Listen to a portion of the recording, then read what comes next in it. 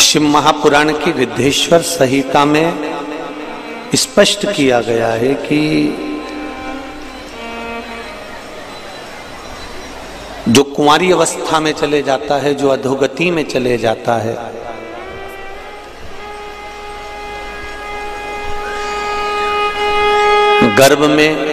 गर्भ से बाहर निकलने के बाद जो कुंवारी अवस्था में चले जाता है, उसकी गति, उसकी मुक्ति, उसका मोक्ष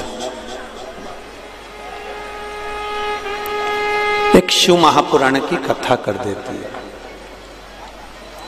कहते हैं जिसको तर्पण भी ना मिले, जिसको तिलांजलि भी ना मिले, जिसको जल भी ना मिले, जिसको ब्रह्म भोज भी ना मिले, कितना भी भटक रहा हो, उसकी मुक्ति का एक साधन हो जाता है।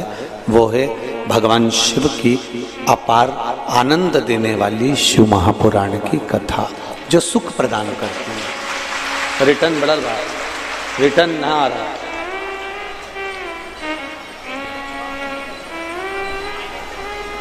शिव भक्ति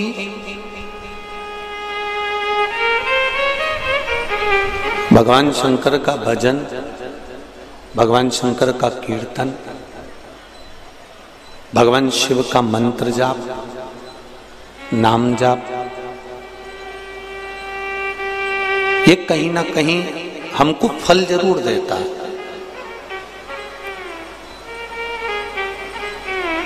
शिव कथा जितने भी लोग श्रवण करने आए हैं, चाहे पंडाल के अंदर बैठे हों, चाहे पंडाल के बाहर बैठे हों, एक चित्त लगाकर, मन लगाकर श्रवण करना और उस परमात्मा से विश्वास रखकर, उस परमात्मा से अपने दिल की बात कहते हुए 7 दिन की कथा को नियम से श्रवण करना। जितने लोग आस्था चैनल के सामने सुन रहे हो, चाहे फेसबुक यूट्यूब पर सुन रहे हो, उनसे भी कहेंगे दिल लगाकर श्रवण करो।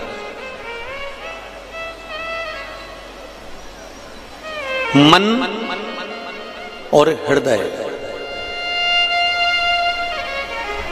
इन दोनों का जो दरवाजा है ना, वो बड़ा विचित्र है।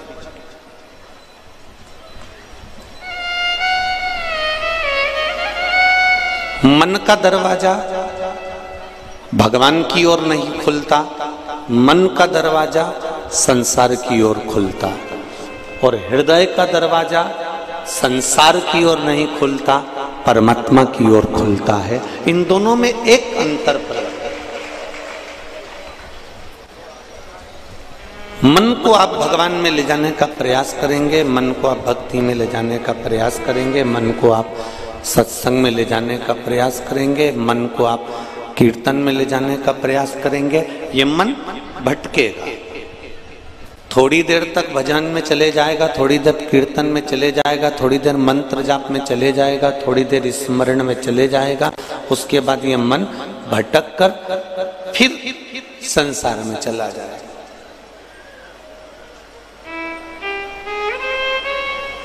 पर हृदय, चित्त, वृत्ति एक बार अगर परमात्मा के दरवाजे पर चली गई, तो फिर ये हृदय, ये चित्त, ये वृत्ति फिर भटकती नहीं है, फिर एकाग्रित हो जाती है परमात्मा के चरणों की। तो ये हृदय का जो दरवाजा है, हृदय का जो द्वार है, वो परमात्मा की ओर खुलता है, और मन का जो द्वार है, मन का जो दरवाजा है, वो संसार की ओर खुलता है।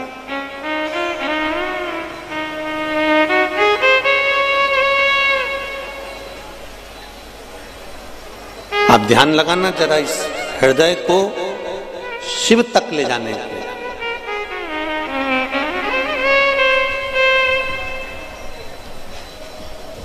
पूरा राष्ट्र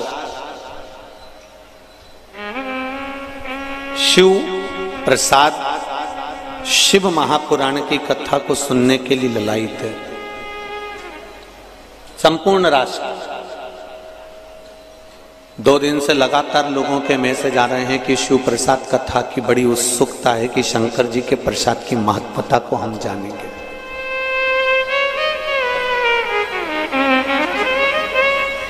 और ये भी मेरा विश्वास करता है,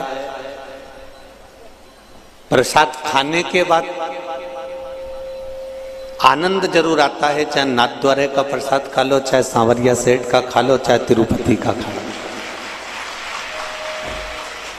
यदि प्रसाद खाने के बाद आनंद प्राप्त होता है, जरूर उसका फल मिलता है, तो एक बात निश्चित है कि शिव प्रसाद, शिव महापुराण की कथा सुनने के बाद भी तुम्हें जरूर कुछ ना कुछ प्राप्त होने वाला है, ये निश्चित है।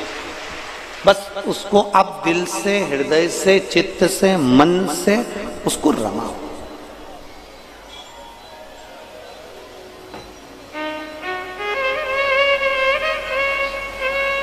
आप जितना हृदय से सुनेंगे, आप जितना हृदय से श्रवण करेंगे, पीछे की साउंड की आवाज बढ़ा दीजिए, सबसे पीछे, सबसे पीछे, और पीछे की एलईडी भी चालू कर दीजिए।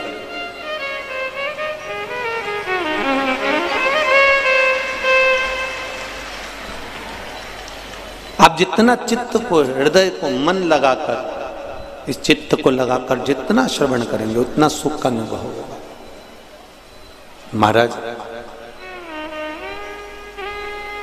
शिव महापुराण की कथा कह रही है।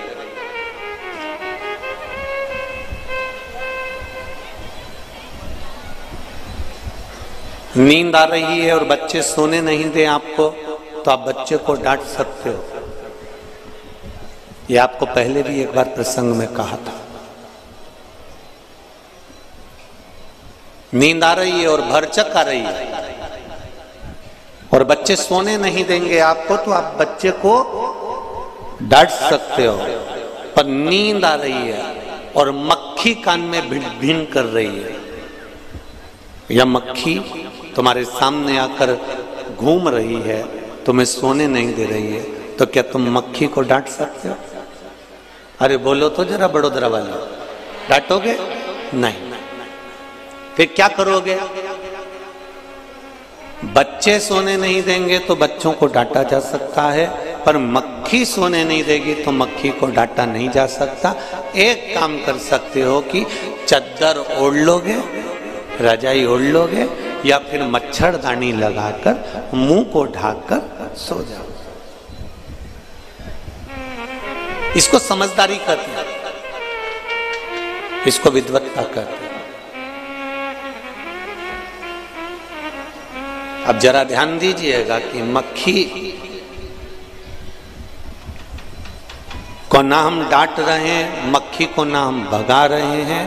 मक्खी से बचने का तरीका हमने ढूंढ लिया कि मुख पर चद्दर ओढ़ लो और रजाई ओढ़ लो या मुख ढाक लो, तो आप मक्खी आपको परेशान नहीं करेगी।